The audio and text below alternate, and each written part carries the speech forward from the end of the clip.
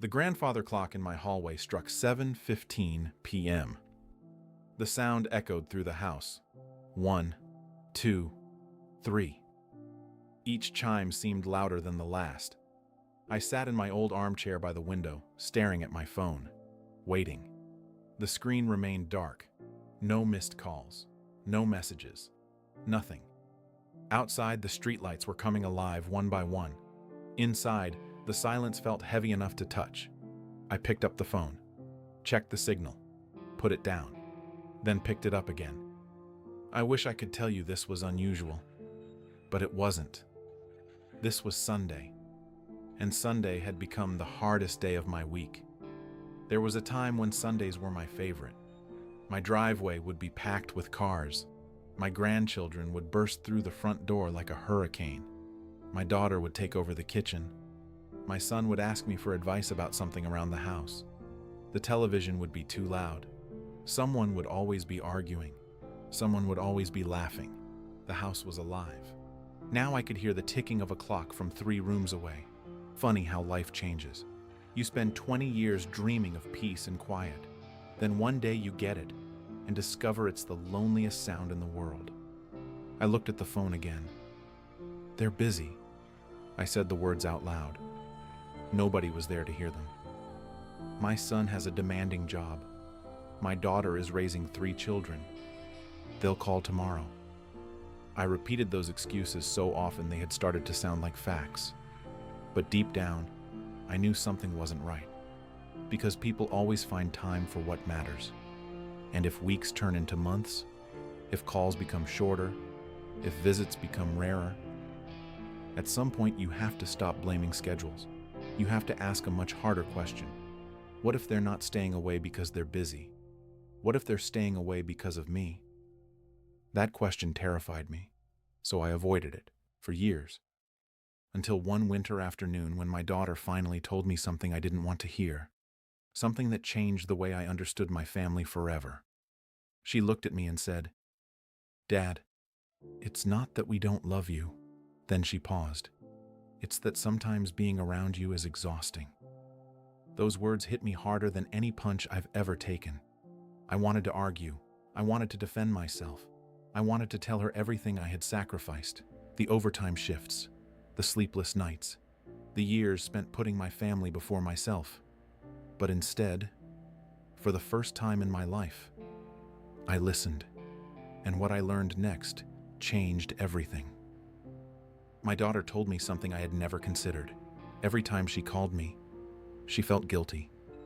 At first, that made no sense. Why would she feel guilty for calling her own father? Then she gave me an example.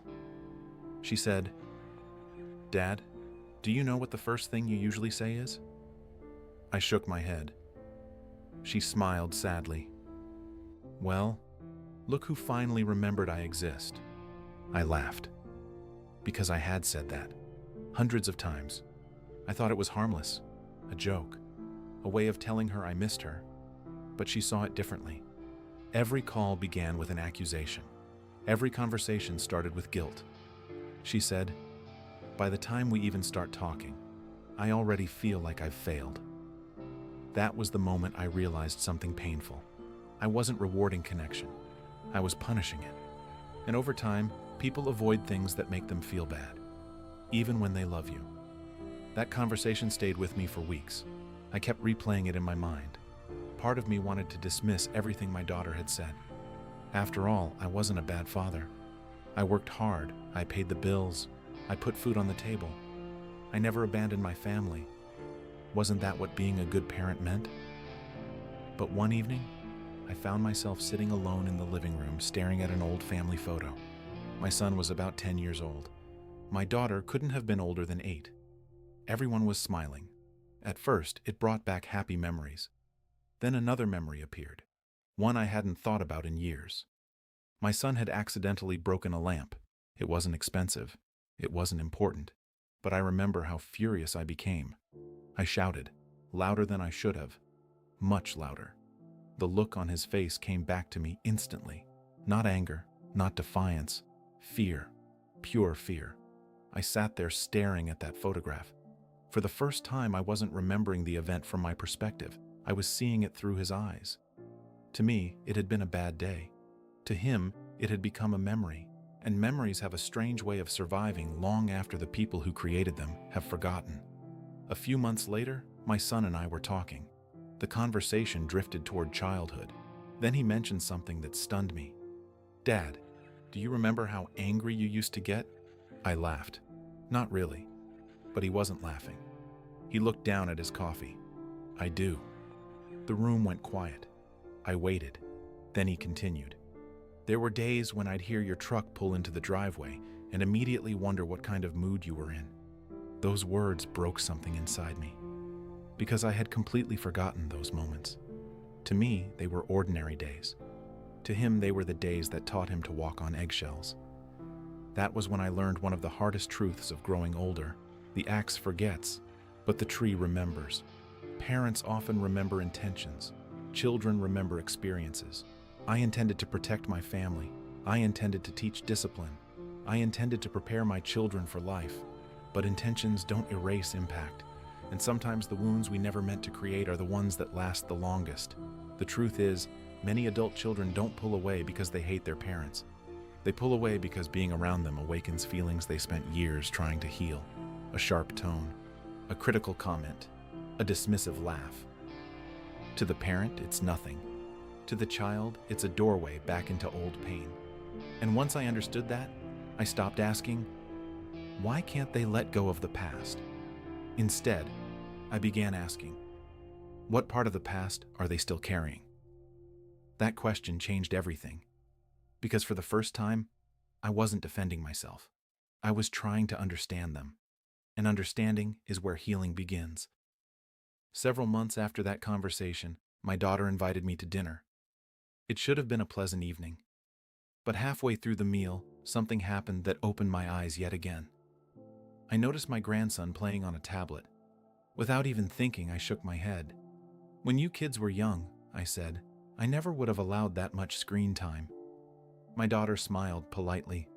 A few minutes later, I commented on the food, then on her work schedule, then on how late the children were staying up, then on the way she handled a disagreement with her husband. None of it sounded harsh to me. I thought I was helping. I thought I was sharing wisdom. I thought I was being a good father. Then my daughter put down her fork. Not angrily, not dramatically, just quietly. And she asked, "Dad, do you ever get tired of managing everyone else's life?" The question caught me completely off guard. I wasn't managing your life. She looked at me gently. Then why does every visit feel like a performance review? That question followed me home. Why does every visit feel like a performance review? For days, I couldn't stop thinking about it. The more I reflected, the more uncomfortable I became. Because deep down, I knew she was right. Every conversation seemed to revolve around what my children should be doing differently. I always had advice, always had an opinion, always had a correction. But when was the last time I had simply listened? I couldn't remember. One Sunday afternoon, I decided to call my son, not because I needed anything, not because I wanted to give advice. I simply wanted to hear his voice. He answered on the third ring. We talked about the weather, then about work, then about a leak he had repaired in his garage. 3 minutes later, the conversation was dying. Neither of us knew what to say. An awkward silence settled between us. Finally, he said, "Well, Dad, I should probably get going." And that was it. The call lasted less than 4 minutes. When I hung up, I sat staring at the phone. Not angry, not hurt, just sad. Because I realized something I had never wanted to admit. We had become strangers. Not complete strangers, but strangers wearing the masks of family. We still loved each other. Yet somehow we no longer knew each other. I didn't know what kept him awake at night. I didn't know his biggest fears. I didn't know what he dreamed about. I didn't know what made him happy anymore. And the painful truth was, he probably didn't know those things about me either. For years, our conversations had been built on routines: the weather, the news, the grandchildren, home repairs, doctor appointments, Safe topics. Surface topics. We had spent so much time talking that we had forgotten how to connect. And little by little, year after year, the bridge between us had begun to crumble. Not because of one argument, not because of one mistake, but because neither of us noticed the distance growing until it had already become enormous. Sometimes families don't break apart. Sometimes they simply drift, like two boats slowly carried away by different currents, neither one intending to leave, yet somehow ending up miles apart. That realization hurt, but it also gave me hope, because if distance was created slowly, maybe it could be repaired slowly too. A few weeks later, I made another call. This time I promised myself something. No guilt, no advice, no criticism, no lectures, just love. When my daughter answered, I smiled. "Hi, sweetheart." "Hi, Dad." For a moment I almost said it, almost said, "You never call anymore." The words were sitting right there on my tongue, waiting, ready, but I swallowed them. Instead I asked, "How are you really doing?" There was silence, a long silence. Then she laughed softly. "Dad, nobody asks me that."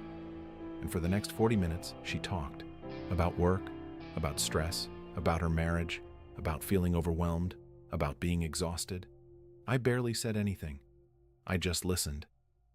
When the conversation ended, she said something I will never forget. She said, "That was the nicest conversation we've had in years." Years, one phone call, one conversation, and yet it felt like the first brick had been placed back on the bridge. That night I sat in my chair by the window, the same chair, the same house, the same clock ticking in the hallway. But the silence felt different, lighter somehow. Because for the first time, I understood something that had taken me decades to learn. My children were never asking me to be perfect. They weren't asking me to erase the past. They weren't demanding that I become someone else. They simply wanted to feel safe. Safe from guilt, safe from judgment, safe from criticism, safe enough to be themselves. And once I finally gave them that safety, they slowly started coming back. If you're watching this and your children seem distant, please don't assume they stopped loving you. Most of the time, love isn't what disappeared. Connection is. And connection can often be rebuilt. Not through guilt, not through pressure, not through reminding them of everything you sacrificed, but through understanding, through listening, through making every conversation feel like a place of comfort rather than obligation. I spent years asking myself, why don't my children call me? But the question that changed my life was this: how do my children feel when they do? The answer wasn't easy to hear, but it saved my family. And maybe, just maybe, it can help save yours too. If this story touched your heart, share your experience in the comments below. I'd love to hear from you. And remember, before it's too late, pick up the phone. Someone you love may be waiting for your voice.